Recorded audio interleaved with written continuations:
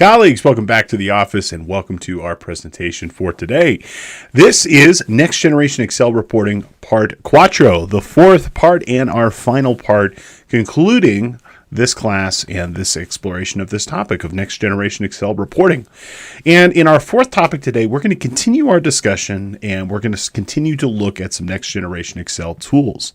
In today's class, what we're going to go ahead and do is we're going to pull the lens back a little bit further on some of the other power aspects of Excel, specifically taking a look at Power Pivot, which despite its name, funny enough, not really a pivot table tool, more of a data modeling tool and something that we can use for modifying and manipulating the data model inside of Excel. Now, Power Pivot is a tool that, frankly, most folks are aware of, but they don't really have any good familiarity with, nor do they have the ability to be able to use this tool effectively. In today's class, we're just going to be introducing this tool, hopefully giving you enough knowledge to be able to use it effectively and understand where its role and purpose is in this next generation Excel reporting. We'll talk about some of the major aspects of importing in data through Power Pivot, as well as how we can modify and manipulate data using DAX, data analysis expressions, and other aspects of that tool. We'll also talk about how it fits into the wider range of Excel reporting of what you can use this to produce whatever type of reports, charts, graphs, maps, and other things inside the application by using Power Pivot to manipulate that data model. And of course, I will do my best to fit in all the different tips and tricks and traps along the way to hopefully get you well acquainted with that next generation Excel reporting. So all that and more in our final exciting installment of Excel Next Generation Reporting. Now, before we get going, I do want to remind you that if you are a financial professional and you need CPE credits, as many of us do, to maintain our license as well as to provide outstanding service to our clients, you can earn credits for watching or listening to today's broadcast. It's very simple. After watching or listening, head on over to cpetoday.com, and today's course code is NGE4. That's NGE and the number 4. You can just type that up in the search bar and you'll find today's class. With your purchase, you will get a copy of the presentation, which you can enjoy if you want to go back and learn more, copies of the learning materials to help reinforce the things that we're going to talk about today. You can ask questions and so much more. If you're a new viewer or listener to the CPE Today podcast, welcome. We're so excited and happy that you're here. How about you have a free podcast on us? Pick whatever class you'd like, maybe this class, maybe another class, and at checkout, use coupon code ONEFREEPODCAST for a free CPE credit of whatever you'd like in our catalog, as long as it is a podcast course. I will join you at the end of our presentation today. We'll do a couple of review questions to wrap up, and then we'll go ahead and get you on your way. Thank you so much for being here, and enjoy our presentation for today. However, we can also use Power Query. And if we use Power Query, we get the benefit of dynamic data being able to grow and expand or edit based off of this data coming in from somewhere else, maybe a database or the web or something else like that. So we can create a column from an example to give it an example of the data that we would like it to be. And it will create a new column for us on how that should be. Okay, so we're going to put our active cell right inside of our table. We're going to come over here to our data tab. And from our data tab, we're going to go ahead and select from table range, loading up Power Query. And since that's already a table, we don't have to create one, and it will bring it in for us to be able to start and work with. Okay, so we always want to double check, make sure that we've got the correct data types here. So count is a numeric field, account name is alphanumeric. Looks pretty good, in terms of what we are looking for here. Okay, and we want to go ahead and we want to create a new column. Okay, so in the first new column, we're going to go ahead and create a column that combines department and account together. And what we're going to end up doing with this is that we're just going to come over to our Add Column ribbon, and we're going to go ahead and select the option that says create columns from examples. Okay, so it's going to pop over here and it's going to give us the option where we can just literally start to type in stuff and it'll figure out what we want. Now, what's also kind of cool about this is that with respect to this, it will also recommend things that we can do. Okay, so we don't even have to make all the determination. It'll even tell us, for example, what things are available to us. So in this particular one, we want to create department-account. And so we're going to go ahead and start to type what we want, in this case, admin, and notice it will auto-complete. Okay, and then we're going to go ahead and put a dash here, and then we're going to go ahead and say our account. And we want to look and see what that account number is. In this case, it is 61106. Okay, and it's going to figure out what I want it to be. And notice it continues that pattern. For those of you who are familiar with flash fill, this is very similar to that in the sense that it creates that column based off of an example that you've given it. Now, if I wanted to do something other than a dash, I could. If we take out that dash and we put a pipe in, as an example here, you'll see it will include that as well. What's nice about this is that we can give it any type of pattern that we'd like, and it will continue. So if we wanted to, for example, let's say we're, sending out Christmas cards, and we wanted to have a nice single one column of the person's name, first and last name, their address, and everything like that. And we have it all broken out in separate columns. Well, we can give it one example, and it will continue that pattern down for us. Okay, and if we click OK here, it will create that new column, that merged column that will be available in our data set. And so if we come over here, we can go ahead and say this is department and account, like that. So we'll give it its own name right there. So that's a great way in terms of being able to add a new column to our data set. Now we can also create, for example, columns using a code and using formulas inside of this as well. So let's go ahead and take a look at what that might look like as well. Now, if we're happy with this, we've created our new column here. Let's come over here, select that close and load, and let's go ahead and add that data back to our data set here with that new column. And it's important to note that this is not a formula-based column. This is a text-based column, meaning the data is natively inside of the cell, and it's not a formula. It's not doing like a concatenation or something else like that. So let's use another example. Okay, in this particular example, what we have here is that we have a listing of our check register. Okay, and we've got the date associated with each of these checks, the vendor amounts. And you know what I would really like to use is that I would like this, for example, to include maybe just the fiscal year for something, and so just give it an example of that fiscal period. So what we can do here is that we can go ahead and we can just give it an example of what we would like it to be, and it will go ahead and create that fiscal year based off of the date presented inside of our table. So again, we'll come over here to our data tab. From our data tab, we're going to go ahead and select from table range.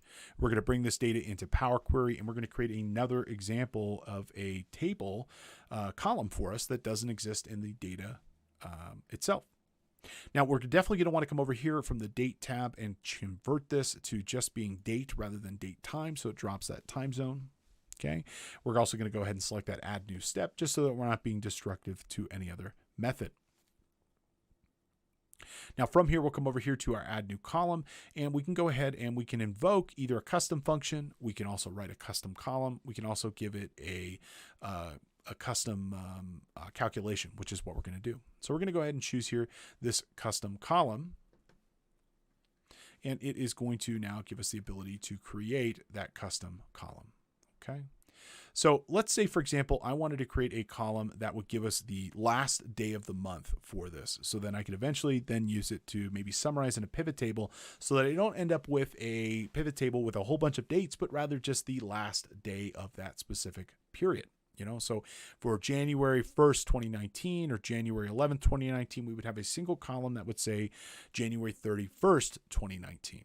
So we're going to come over here for our new column, and we're going to give it the name of report date, like this. And then what we're going to do is we're going to tell it how to calculate. And we're going to say for each of these items, okay, I want you to do the following. And we're going to say use the date function. We're going to use the end of month. It could be end of quarter, it could be end of year. And then we're going to tell it what column to use. In this case, we're going to go ahead and say the date column, like that. with an end parentheses as well.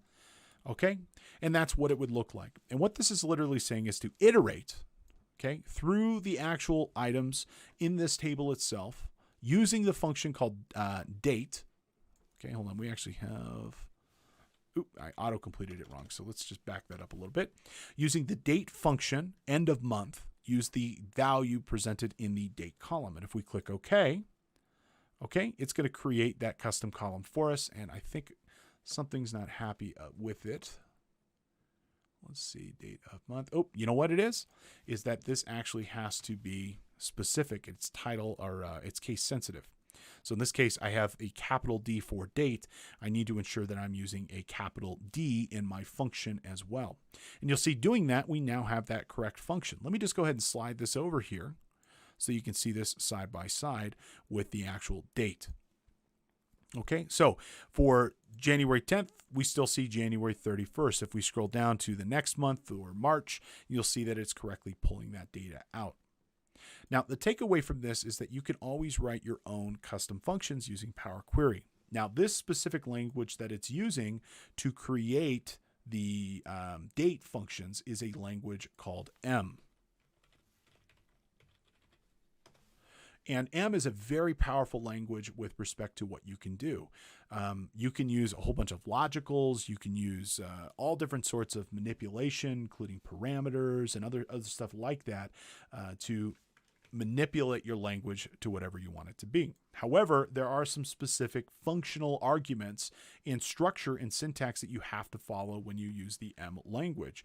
And part of it is, for example, specifying the data that you want to work with, the parameters that you want to work with, and then using the specific syntax language that you would like to work with Power Query. So if you're looking to get started with learning a little bit more about M, Microsoft has some documentation on their website that will give you some specifics about how to utilize this language for writing your own formulas. And additionally, from here, you can also write your own steps as well. I mean, you're not limited, for example, to just using the Power Query editor. You can write your own M language code to do whatever type of analysis you'd like it to be. And increasingly, as you start to move up with respect to your language or with respect to your analysis, you're increasingly going to have to create your own code to be able to do this work. Okay, let's use another example, and hopefully this will work out okay here. Let's talk about maybe how we might do something like a fiscal year calculation. Okay, so right now we've got our dates listed here, but again, these are all calendar based, and our organization does things by fiscal period. Well, what we can do is we can actually write a calculation that will do our conversion and help us kind of figure out essentially going from a calendar period to a fiscal period. Okay, give me 1 second here. Let me just clean this up a little bit.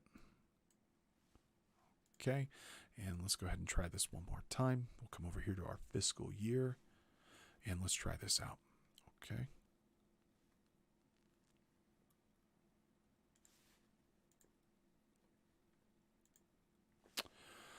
Okay, now in this particular instance, let's do a calculation that will allow us to determine, based off of the calendar period, what fiscal year something would arrive into.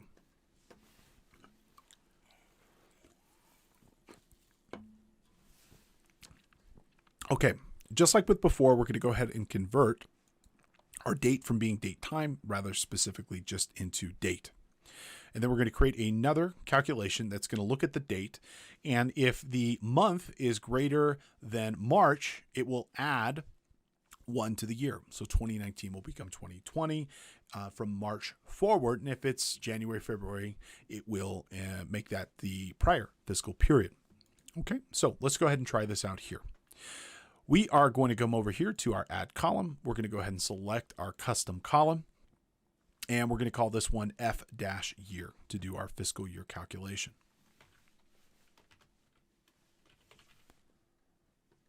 Okay. Now, our formula for this is going to be text from, and then we're going to go ahead and use an open parentheses here, and we're going to write a if statement. Okay. So we're going to say if Okay. The date dash month. Okay, so this is what we call function and method. So the function we're using is the date function. The method is month. Very similar to like if you were to just run the month function inside of Excel, and it will just extract the month. This would do very similarly with just but inside of the M programming language. One of the nice things about it, it'll give you the syntax of whatever you're calling here, so it'll help you figure out, make sure you're getting the right thing. But then we're going to use an open parentheses to call this function. Okay, then we're going to use a square bracket to say we want to use the date column listed here. Okay, and then we're going to use the close parentheses. And this literally says, hey, go to the date column and get the month of the date column. Okay, that's all we want you to do. And then from here, we're going to say if it is greater than 3, do what? Well, we're going to say then, take the date method, use the year function, and we're going to take the date again, using square brackets always to represent the column that we want. And we're going to go ahead and take that date and we're going to add 1 to it, increasing that date by a year. Now, what do you do if it's false? Well, in this case, this is an else statement. So we're going to say else date year, okay, open bracket, open parentheses, open bracket, okay, date, close bracket, close parentheses, and then another close parentheses around this. Okay, and so we're going to go ahead and click OK here. And if we did what we were supposed to do, sure enough, we get our fiscal year calculation. Let's drag that over here so that you can see this. And so we can see here for January, still 2019. But as we get into March, it might be a little bit longer than that. Hold on, let's see. Sometimes it is a lot of fun debugging your own code. Okay, advanced editor. Let's take a look at this. Okay, and okay, from each, if the date is greater than that, well, that looks about right. I'm guessing I transposed something somewhere. But the intention of this is that you can create your own function to do whatever type of calculations you would need. And so even if it's not in that correct fiscal, oh, no, it is right. Okay. Okay, we can see here that when it is greater than 3, it is going into the, in this, I didn't realize the data was in descending order, but we can see here that it is greater than March, so it's going into the 2019 period. So this is a way, for example, that you can allocate your reports to always be in that correct fiscal period without having to write the actual logic in the report itself. It will always be contained inside of Power Query. So when we're happy with this, we go ahead and do that close and load. And that close and load will return that data back to Excel in that correct format for what we would like it to be.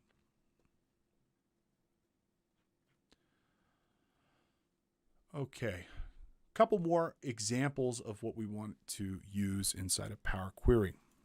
Okay, so if we look, we've got a couple more examples here that are useful to know. Let's talk about transposition. Okay. So when we transpose something, we're basically flipping orientation of stuff. Okay, in this particular example, we have a report that is going, in my opinion, in the wrong direction. You know, I personally would prefer that, you know, anytime that we're working with a report, I'd rather have more rows and less columns. So I'd really like, for example, this data to be flipped. Now, an easy way to do this, not using Power Query, is to literally copy and paste the data. So if I take this data and I copy it, I can come over here to data, paste special, and then I can go ahead and select this transpose option, and that will do that straight away. But again, what's the big issue with respect to transposing data using copy and paste? Well, it's a one-time thing, meaning I have to do this every single time I import that data. But if the report that I'm working with is always working with the same set, one of the things that we can do with this is that we can come over here and we can go ahead and select the data tab, and we can use Power Query to transpose it for us, returning back a clean data set. So we'll go ahead and select this from table range. This is not a table currently, so we're going to have to tell it to make it a table. And then we can go ahead and we can tell it to transpose our data, putting it into the correct orientation. Now to do this, really simple. Okay, what we're going to choose from the transformation tab is we're going to choose the transpose option. And what we want to do with this is that we want to tell it, you know, for example, if it wasn't a data table, sometimes, for example, when you pop up, it'll have, you know, it will not recognize that you didn't indicate that the header row was the first row. One of the cool things I will point out over here under transpose is there's this option that says use the first row as headers. So if you ever, for example, get it in here and it says column 1, column 2, column 3, well, you could tell it to add those header rows after the fact, which is kind of cool. Okay, so we're going to go ahead and transpose this data. And we're going to go ahead and select our division here. We're going to go ahead and select the transpose option. Okay, and it's going to go ahead and transpose it, putting it into the correct order for what we would want.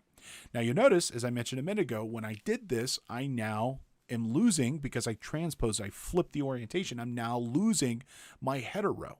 Okay, well, what I can do is I can go ahead and select that column 1 here, come back over here under the transpose option, select use first row's header, pumps it back up, and now we've got our header row listed inside of our data.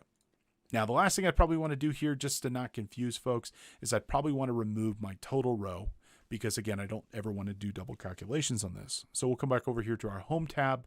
We'll select remove rows, remove bottom rows, remove the last row.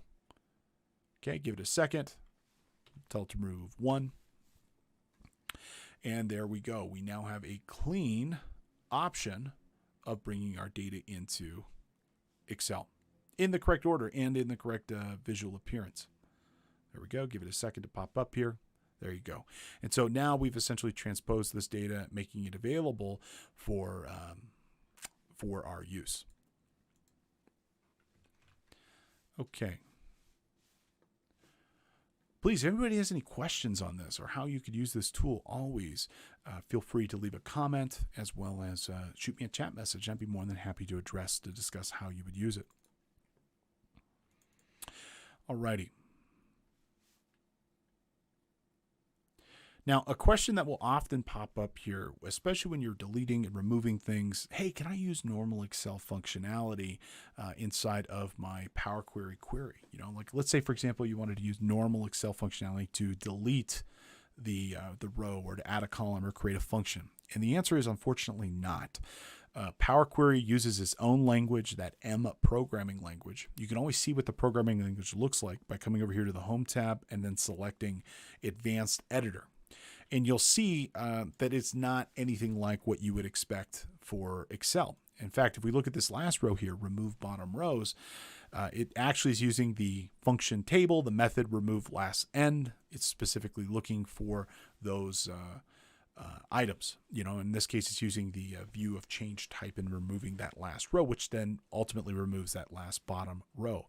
But everything has to be done using this M programming language. So if it's not supported in M, it's not going to be able to be done inside of Power Query. Additionally, what I would also point out is that if there's an equivalent function from Excel in Power Query, you have to do it the Power Query way in order for that to work.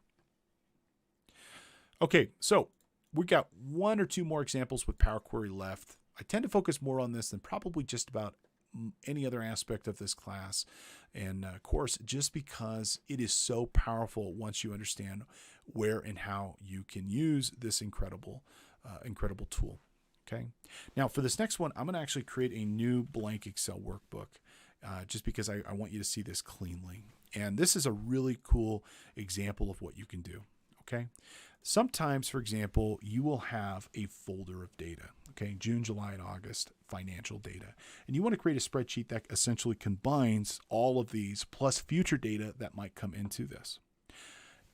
Well, you can always combine spreadsheets manually, but man, is that a lot of work inside of Excel to be able to do. Well, guess what? In Power Query, you can combine a whole folder of data right here. You know, so imagine you've got a subsidiary ledger and then a master ledger, and your subsidiary ledger sums up to the master ledger and combines those different items together. But what you can do is you can use Power Query to query a whole folder of data and then combine it all in one click. And then as new data is added, and we'll do this here in a minute, you know, as we, for example, push and pull things out of this folder, you'll see our Excel workbook will update automatically. And so if you need to, for example, consolidate, this is a really easy way to be able to do this. Now, to get started with this, we're going to come over here to our Data tab. And from our Data tab, we're going to go ahead and choose from Get Data. from other sources, and then what we're ultimately going to choose, from data, and we're going to choose from file, and we're going to ultimately choose from folder. Okay, and we're going to go ahead and point it at where our folder of data might be. Okay, in this case, we're going to go ahead and choose this example, get data from folder here. We're going to go ahead and click OK. Now, a big caveat to this is that the file format of these have to be consistent. You wouldn't want drastically different presentations from July, June, or August. You'd want it to roughly be the same. Okay, but that's pretty common. For example, when you're working with subsidiary ledgers, working to a master ledger, they're always going to be the same format. Okay.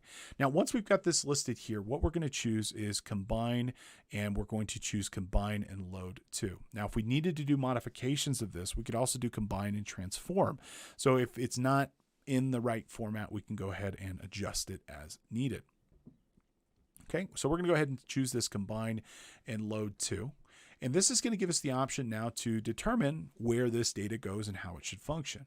It's going to give us the option, for example, to determine how this data should be imported in. Now, the first option it's going to do, it's going to load up the first of these files, and it's going to give us a representation of what that file looks like. And we could choose which one we want. For example, the first file, or we could specify other files in this. August is being chosen basically because of that alpha order. So we're going to go ahead and choose this here. It's going to indicate our header row by being a little bit darker. So that's always good. You always want to make sure you've got your header row, and you're going to go ahead and click OK. And once it makes that connection to that folder, it's now going to ask you what you want to do with that particular data. And so it's going to say, hey, do you want to load in a table? Do you want to create a pivot table, pivot chart, so on and so forth? Let's just go ahead and load it into a table, and let's go ahead and use this existing worksheet. And let's go ahead and say cell A1. We'll click OK. Now what it's doing is it's connecting to that folder, and it's actually combining all of them. So if we see here, August data, July data, June data, so on and so forth, they're all listed here. I only showed you the table form just so you could kind of see the magic behind the curtain here. Normally, if I were doing this in a production database, I would just straight away take it to a pivot table. But in a nutshell, in the back end, it's combining all of this into a single table for you. So now what we can do is we can go ahead and turn this into a pivot table. So we'll select from the table design, summarize with pivot table option here. And we're going to go ahead and select the columns that we would like to see appear. So let's zoom out a little bit.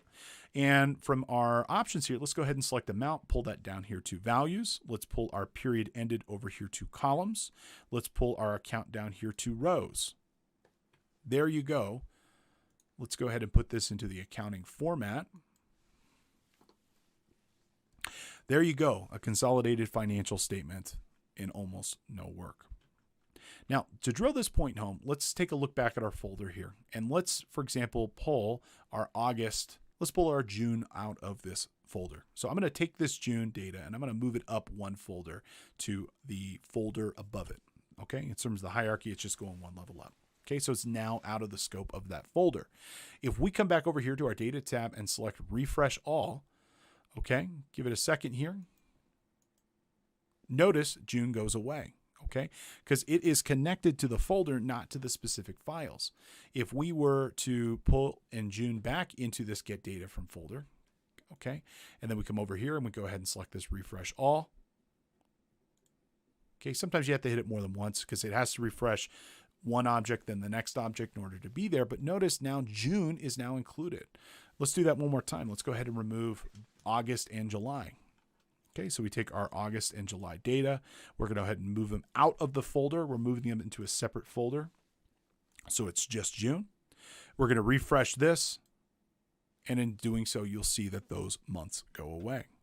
So in my opinion, I mean, this is just like magic in some respects. You know, you can create your own subsidiary ledgers, move them into the folder for reporting purposes, hit the refresh button, and it will automatically just summarize your pivot table for you. To me, that just seems truly auto-magical, you know, for what you could choose to do it with.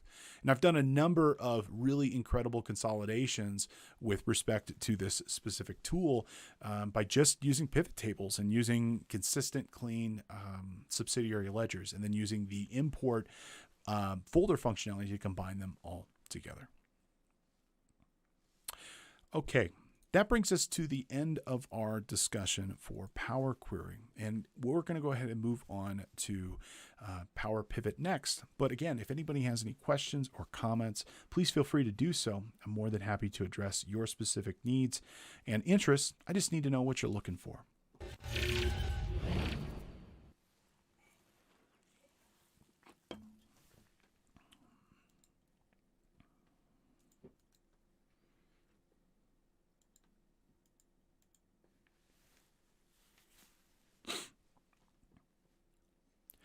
Okay, so in our next section of our course, we're going to be looking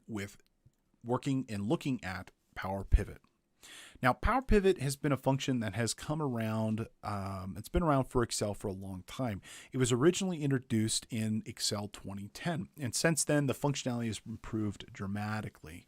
However, for a lot of people, Power Pivot is out of reach in terms of what they can do. I know when I first started working with Power Pivot, I remember thinking, like, what the heck is this thing? It felt very foreign. It felt very difficult. I remember thinking, for example, how would I ever possibly use this tool? And what would that potentially look like, and how would that function? And I think Power Pivot has this identity crisis, the fact that it's called Power Pivot, first and foremost. A lot of people think it's just a pivot table on steroids. But in reality, it's not a pivot table at all. It's a tool really for kind of manipulating and modifying the data model inside of Excel. And it gives us the ability, for example, to do additional calculations using DAX, as well as to create hierarchies and measures and KPIs inside of our data model. Power Pivot is a really powerful tool. And if you expect, for example, to want to go up the value chain of Microsoft applications from Excel to Power BI, learning how to use Power Pivot will absolutely be in your interest. With Power Pivot, it's optional to use it inside of Excel. Okay, you don't have to use this tool. But I will tell you that with respect to Power BI, it's not optional. So with respect to Power BI, our only option is to use DAX and to use the data modeling techniques. Power BI is a less forgiving tool than you will get with Excel. However, in the fact that it's less forgiving makes it incredibly powerful for what it does. So if we kind of go back and we look at our next generation reporting, we've taken data from these different sources. We've used Power Query to be able to access them, transform them, bring the data to the position to be able to be usable inside of our analysis. And we've ultimately delivered them back in table format, and we've now started to create our data models. Power Query answers the question of how do I get access to my data? Power Pivot answers the question of how do I make this data useful, and how do I actually analyze and do analytics based off of that.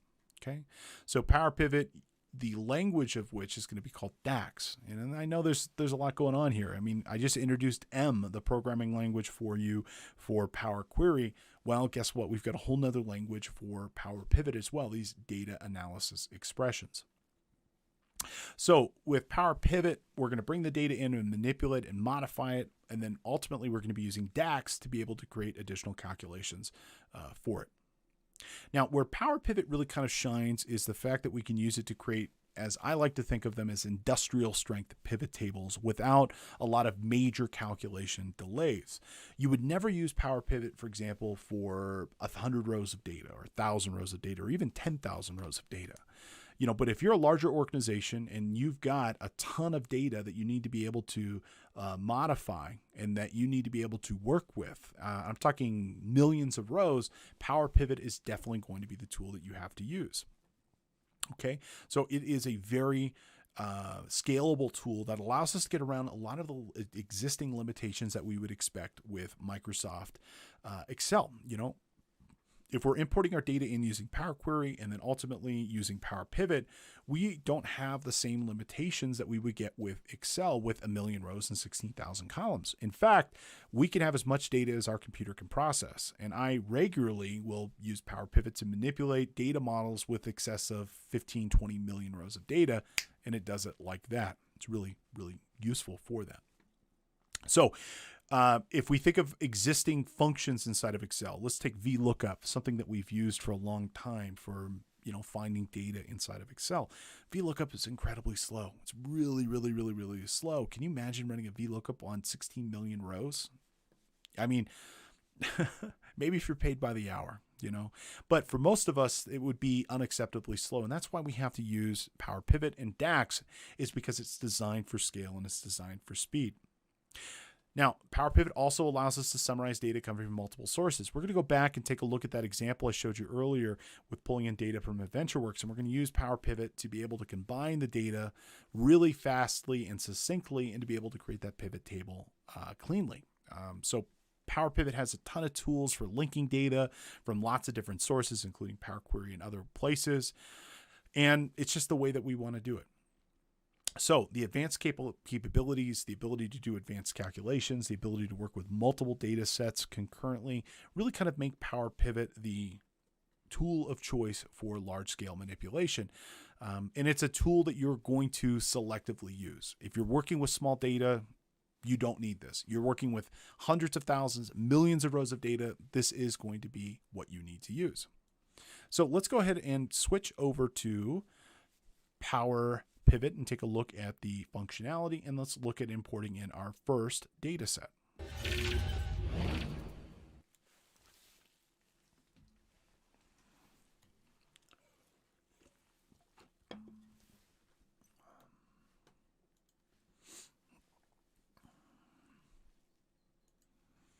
All right, so we're going to start off with a blank Excel workbook.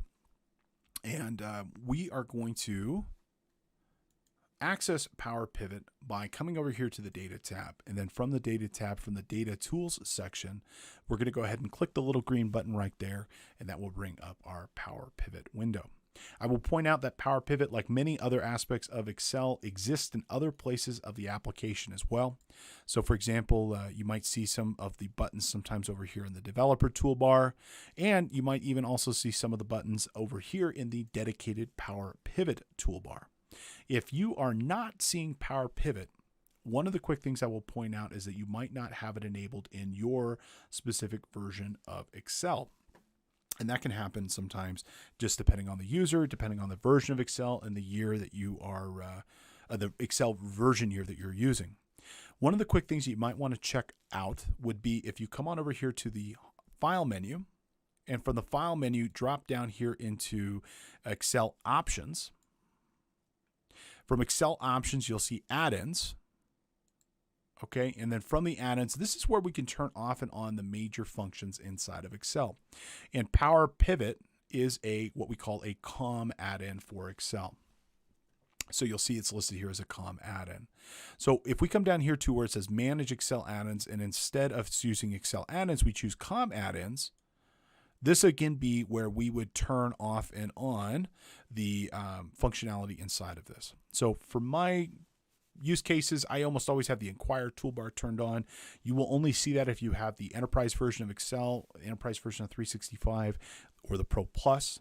And I almost always have Power Map and Power Pivot. Power View is the older methodology for creating dashboards. I will tell you, it still exists. There's still reasons to use it, but not many. If you're going to use, for example, dashboarding, you're so much better off using Power BI than using Excel. So if you don't see Power Pivot, go ahead and turn this option on, click OK, and then you'll see that Power Pivot menu button. And then if you come over here to the Data tab, you'll see that option listed over here as well. Okay, so we're going to go ahead and click that Power Pivot, and it's going to go ahead and load up for us, and it's going to show us the features and functionality that we would come to expect with our Power Pivot tools. Okay, now Power Pivot, like Power Query, is a relatively simple interface up top, and it's actually even more simple than what we would expect with than what we get even with Power Query. There's only a couple of menus. There's the Home menu, which is all about bringing data in and modifying the data and putting it into the correct format. We have our Design menu, which is going to give us calculations, the ability to modify our data model and create things like a date table. And we have our Advanced menu, which is where we would create perspectives, hierarchies, as well as our measures.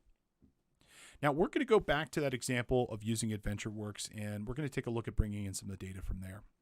Now, the way we're going to bring in data from Power Pivot is from the Home tab, and we're going to go ahead and select from Database, and in our case, we're going to go ahead and select from Access. Okay, now we're going to go ahead and map over that Access database that we were working with earlier, and we're going to go ahead and bring in that data for us to try. So go ahead and point it to wherever you happen to have that database stored. In my particular case, we're going to click the Browse tab. And from the Browse tab, we'll come over here to Chapter 3, and we're going to choose this AdventureWorks database, and we're going to go ahead and click Open. Now, if we are working with a database, 9 times out of 10, again, it's going to require some authentication. So there's only really 3 things you need to know to get access to that database. You need to know where it's located, either an IP address or the physical file location. And then you also need to know authentication, the username, password, and the way that you would be able to connect to that database. You can always click this little test button, and as long as you have access to it, it'll pop up saying test succeeded. And we're now going to go ahead and click the next button. Now, for our power users, there is an option here. Write a query that will specify the data to import. Now, if you are a database nerd like myself, this is absolutely the way you're going to go. If you can write your own query, the benefit being is that, one, it will run more efficiently and effectively, and it'll get the data in the exact format that you would want. The other method, for example, is to select from a list of tables that you would like to import. The best analogy, metaphor I can give you, this is a shotgun approach. You're just getting everything. This is a sniper approach where you're getting the exact stuff and in the exact way that you would like to use it. So in our particular example here, we're going to go ahead and just choose from a list of tables, and we're going to bring in those same tables that we worked with before, which are our people data, our production data, and our sales data. And so we're going to go ahead and choose our person address. We'll choose our person too, actually. Okay, we'll choose our person. We're going to go ahead and choose our person address. We'll go ahead and choose that as well.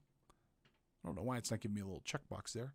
Okay, and then we're going to go ahead and choose our state province, and we're going to go ahead and choose our state country as well. So where are you here? Let's see, country region. Yep, that was the other option that we wanted here. We'll choose our production product. We're going to choose our category and subcategory.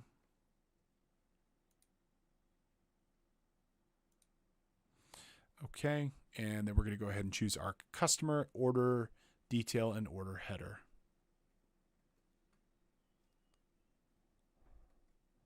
Okay, and we'll choose our order, detail, and order header. And we're going to go ahead and click Finish here. And what it's going to do is it's going to import in those records. And look how fast it's actually going here, okay, with respect to how quickly it's pulling this data in. Okay, so it's imported in essentially 250,000 records, roughly. Now, maybe not that many, maybe 175,000 records. And it's brought them in for us to be able to manipulate and work with. Okay, and if you have any errors, it would go ahead and tell you about those specific errors as well. So a question will usually pop up here. What's the fastest ways to load large data? Right here. It's using Power Query. It's using Power Query, and it's using Power Pivot. And if you can, cut out Power Query and just use Power Pivot. Power Pivot is the fastest way of being able to get large quantities of data into Excel. Now from here, the next thing that you're going to want to do is relate your data so that you can report upon it. And that's going to be coming over here to your diagram view in the upper right-hand corner. And if we select this, what we're going to see here is a visual representation of all the tables that are in our Power Pivot view. And we're going to go ahead and expand these all just so we can see them. And I'm going to do my best to zoom in here in a second so that you can see some of this. I just want to see what all these tables do real quick. And the next bit of this would be to map the data model so that everything is touching at least something else. Now, I like to, for example, group stuff together. So I'm going to put, for example, my order detail stuff over here in my lower right. So I'm going to put anything with the prefix of sales over here. We're going to put our production data over here in the lower left. Okay, we're going to put our production product over here, and then we're going to go ahead and put our person data right here at the top. And let's go ahead and zoom in. Let's try to make this stuff a little bit tighter so you can more easily see it. Where you put these things inside of your Power Pivot doesn't really matter. It's really a matter of personal preference. The big thing is that you just need to have an understanding of the data and how all these different pieces come together. So what we're ultimately trying to do here is we're trying to map all these different components together. So as an example here, we have our person. Okay, what we want to be looking here is, and we want to find the things that allow these different components to be able to talk with each other. So we've got a person address, person country region, and person state province. Okay, and I might have grabbed one extra table. I'm not sure if 100% if I need this person, so we might end up getting rid of that at some point. But what we're going to look at is we're going to look for the different commonalities. In this case, state province maps over to this. And you'll see that it'll start to create these relationships between these different components. Likewise, our country region code maps over here. And I actually don't think I need this person. So I'm going to go ahead and delete that. And that's not a problem. You right click on that table, you select delete. Doesn't delete the data natively. It just deletes it from the view basically and removes it from Power Pivot, and it's out of view. Okay, likewise, we're going to come over here to our order tables. Okay, our detail is going to map to our order header. And so we're going to go ahead and say our sales order ID matches over here. We're looking for the commonalities between these different applications and trying to find as many things as we can. For our order header, what we're probably going to be looking at for over here is our customer ID. So we're going to go ahead and choose our customer ID, and we're going to map that little guy over here as well. Now for our customer, we're probably going to be looking for some sort of address ID, I would assume. Let's see, person ID, and we'll come back to that in a minute. Okay, now down here for our product information, we're going to do the same thing. We're going to go ahead and map in our product info. Okay, so for our product categories, we're going to go ahead and map over from our subcategory to our product category ID. Likewise, to our product ID, that is going to go to one of these as well. So we're going to look through these, looking for the common fields that tie these items together. So if we look over here to our production product, we'll see our product subcategory ID that will map over, and this as well. Oops. See, and if I mapped it to the wrong one, hopefully it will tell you. In this particular case, it did, but hopefully it'll tell you when you're wrong and won't let you map. But in this particular case, it told me I'm wrong. Just don't ever rely on that actually being the case. Okay, so now we've got essentially three things. We've got our people, we've got our products, and we've got our orders. And this is usually where I lose people. So I'm going to do my best to try to go slow and make this relatable. Okay. Now what we need here is we need to map all of these items so that essentially we can move from one of these items to the next. Okay, so in this particular case, we're going to look over here under our order detail, and that's probably going to tell us what product somebody bought, and in case it does. So if let me scoot this over. Okay, let me go ahead. And if we pull our product ID down here, what we would ultimately want to do is map that over here to our product ID listed. So now our individual orders are mapped to the products so that we can report upon any of this. Okay, now the next bit that we need to do is that we need to map over the addresses to the orders. So if I hopefully can figure this out real quick. Let's see, we are going to need our address ID. Okay, and so we're going to go ahead and pull our bill to address ID to our address ID of people.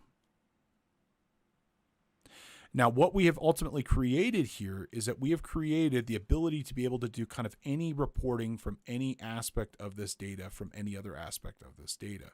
So if you wanted to, for example, pull information related to people against orders or from orders to products, we could go ahead and do that.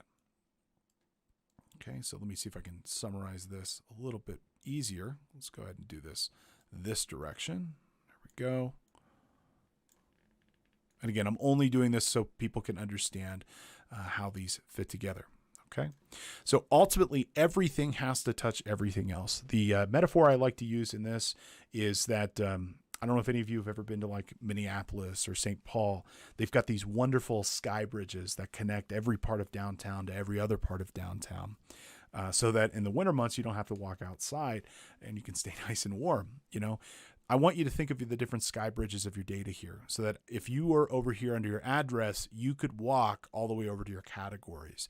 Or if you're in your categories, you could ultimately walk over to your people so that you could find out what people bought what things. Okay. Now, as complicated as this might seem, and it certainly is, unfortunately, this is not optional. You have to have a mapping in order for this to be able to work. Everything has to at least be touching one other thing in order for you to be able to get this specificity and be able to do the reporting.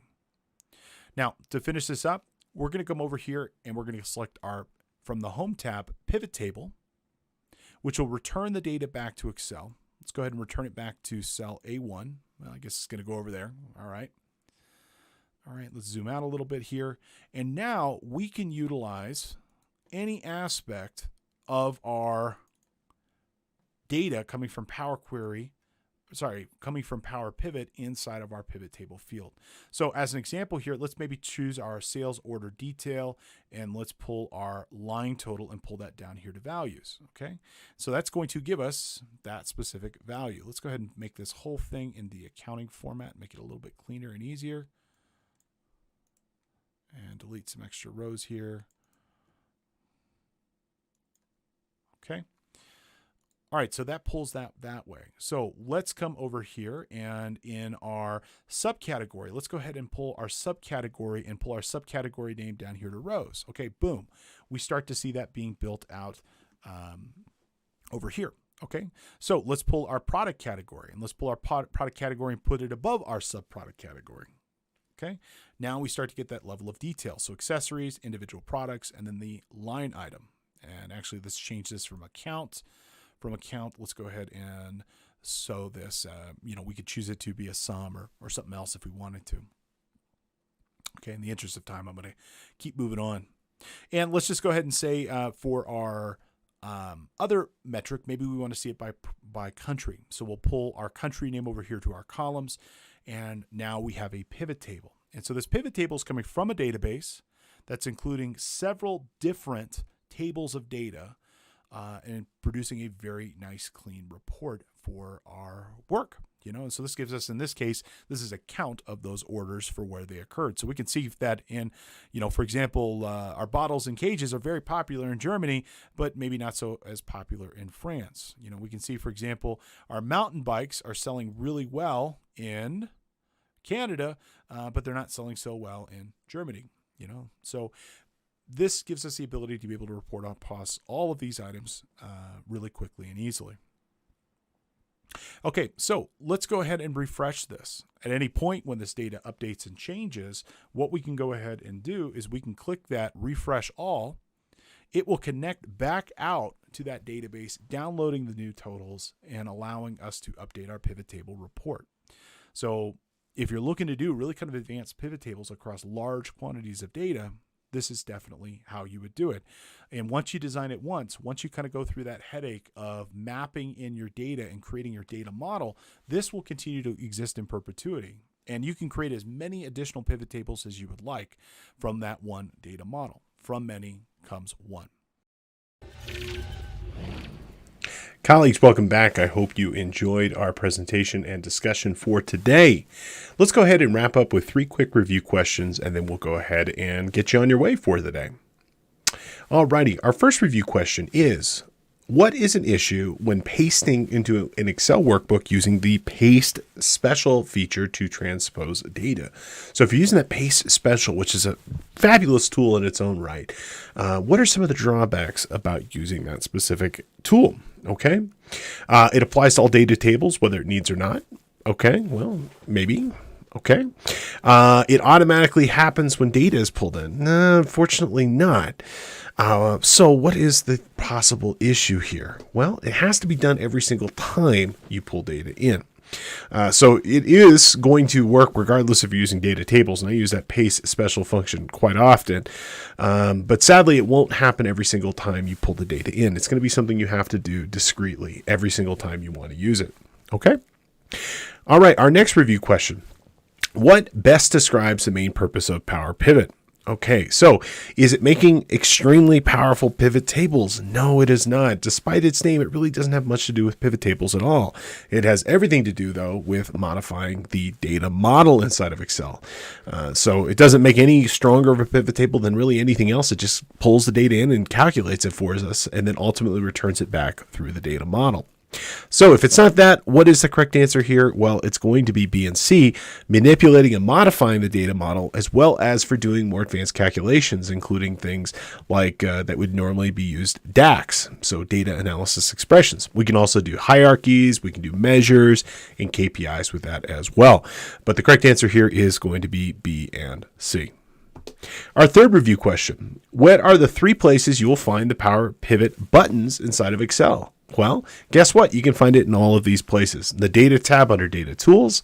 You can find it in the Developer tab, as well as if you've enabled the Power Pivot ribbon in the user interface, you'll see that as also another place you can find that and access that application. So it's available in lots of different places inside of the application. Well, this does bring us to the end of our series of Next Generation Excel reporting. We've gone through a bunch with respect to Power Query, this incredible tool, and how you can use and modify data in a number of different ways.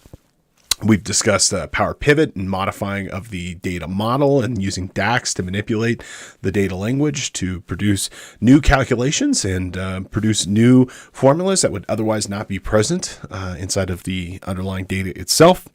And we also learned a bunch of tips and tricks along the way. I'm sure we're going to revisit this topic in the near future. There's no shortage of things to cover, so please stay tuned. I'm sure there are plenty of additional next generation features we will cover. Now, as a reminder, if you're a financial professional and you'd like to earn credits for today, head on over to cpetoday.com. Today's course code is NGE4. With your purchase, you'll get a copy of the presentation. You can download learning materials. You can ask questions and so much more. If this is your first podcast, welcome. Thank you so much for coming. And if you'd like to get a credit for watching or listening today, go ahead again, check out cpetoday.com and use coupon code ONEFREEPODCAST at checkout to earn a credit for today's class. Now, if you like our content and you want to support the channel and you're not a financial professional, and maybe if you are as well, one of the best ways you could do so is to help us spread the word. You could follow us on social media. You can find us just about everywhere as CPE Today, Facebook, YouTube, Instagram, and more. And you can also subscribe to our show and listen on your own time on Apple Podcasts, Spotify, or wherever you happen to get content. Please consider leaving a review. It really does help new listeners find the show. Thank you so much for your time and attention today. It is my pleasure, and I hope you have a great rest of your day.